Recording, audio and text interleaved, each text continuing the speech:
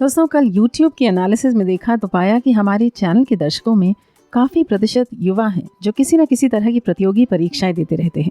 तो आज का सुविचार है उन सब के लिए। सबसे पहले तो तैयारी आपको पूरे साल करनी है। जल्दबाजी में या आखिरी के 2 महीनों में की गई तैयारी आपको कंफ्यूज ही करेगी, तैयार नहीं। और फिर जब आप ना चाहते हुए भी अपने दोस्तों की तैयारी से अपनी तैयारी को कंपेयर करेंगे तो आपका सेल्फ कॉन्फिडेंस लो हो जाएगा। फिर आप कहेंगे हमने तो पढ़ाई की थी फिर भी नहीं हुआ, जबकि आप अपने दिल में जानते हैं कि आपकी तैयारी में कमी थी। इसलिए परीक्षा में तैयारी के साथ जाएं। कम तैयारी के साथ या बिना तैयारी के जा रहे हैं तो ये सोचकर जाएं कि आप इसे केवल अनुभव प्राप्त करने के लिए लिख रहे हैं, अगले साल बेहतर करने के लिए फिर जाएंगे। दूसरी बात, जिस दिन परीक्षा है उसके 2 दिन पहले से अपनी नींद ज़रूर पूरी करें और डाइट ठीक से खाएं। कम से कम 6 घंटे नहीं तो 8 घंटे ज़रूर सोएं। अगर बिना सोए जाएंगे परीक्षा देने तो चांसेस हैं कि याद किया हुआ भी याद नहीं आएगा। ये तो मेरे साथ हो चुका है बचपन में, इसलिए मान लीजिए इस बात को। और मनोविज्ञान में भी इसके बारे में बहुत कुछ कहा गया है, इसलिए चांस काहे का लेना भाई, है ना। तीसरी बात, एग्जाम हॉल में जब पेपर पढ़ें तो किसी अनजाने प्रश्न को देखकर परेशान और टेंस मत हो।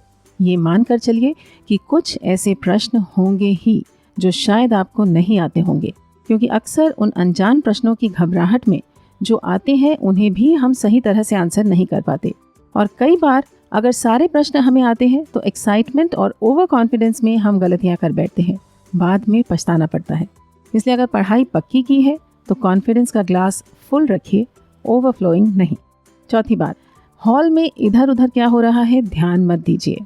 नजरें और दिमाग सिर्फ अपने पेपर पर। कौन छात्र कितनी आंसर शीट्स ले रहा है, किसका पेपर जल्दी खत्म हो गया, कौन चीटिंग कर रहा है, आपको नहीं देखना है, नहीं तो समय कम पड़ जाएगा और लास्ट में हड़बड़ी में आंसर गलत लिखेंगे। आखिरी बात, पहले उन प्रश्नों को करिए जो आते हैं, जो नहीं आते उनके लिए सफिशिएंट जगह छोड़कर आगे बढ़ जाइए। उन पर समय रहा तो बाद में फिर आ सकते हैं। हर तरह के प्रश्नों की समय सीमा का ख्याल अवश्य रखिए। ये आपको पता ही होगा अगर आपने सैम्पल पेपर सॉल्व किए होंगे तैयारी के समय। लास्ट की रिवीजन के लिए 10-15 मिनट का समय अवश्य रखिए, जिससे आप अपनी सिली मिस्टेक्स को पकड़ सकें। इन सभी बातों का ध्यान रखेंगे तो यकीनन आप अपने एग्जाम्स को फोकस के साथ कॉन्फिडेंटली दे पाएंगे। और भगवान न करे इस सब के बावजूद भी अगर कुछ गड़बड़ हो जाए तो हताश होने की कोई ज़रूरत नहीं है। कल क्यों आता है भाई, आज को बेहतर बनाने का चांस देने के लिए। सेल्फ एनालिसिस करें, अपनी गलतियों को पहचानें और लग जाएं फिर से काम पर। हमारी तरफ से all the best. Hope you do well in your exams. आज के इस विचार ने अगर आपकी की है मदद तो कर दीजिए इसे लाइक व शेयर अपने उन दोस्तों के साथ जो एग्जाम्स देने की प्रक्रिया से गुजर रहे हैं।